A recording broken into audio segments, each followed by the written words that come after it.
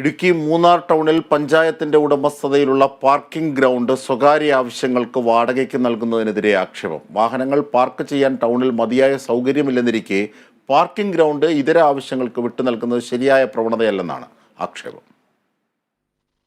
പഴയ മൂന്നാറിലാണ് പഞ്ചായത്തിന്റെ ഉടമസ്ഥതയിലുള്ള പാർക്കിംഗ് ഗ്രൗണ്ട് ഉള്ളത്. ഈ പാർക്കിംഗ് ഗ്രൗണ്ടാണ് പാർക്കിംഗ് ഒഴിവാക്കി സ്വകാര്യ ആവശ്യങ്ങൾക്ക് വാടകയ്ക്ക് നൽകുന്ന സമീപനം ബന്ധപ്പെട്ടവർ സ്വീകരിച്ചിട്ടുള്ളത്.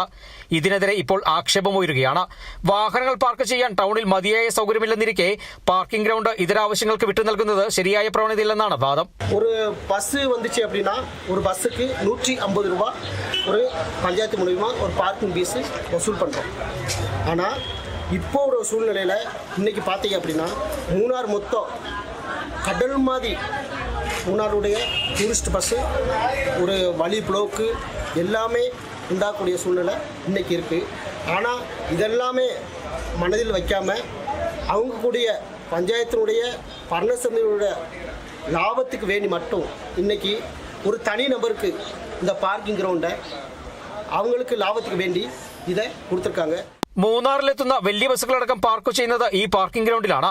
പാർക്കിംഗ് ഗ്രൗണ്ട് സ്വകാര്യ പരിപാടികൾക്കായി വിട്ടു നൽകുന്നതോടെ ഈ വാഹനങ്ങൾ മറ്റെവിടെയെങ്കിലും പാർക്ക് ചെയ്യേണ്ടി വരും.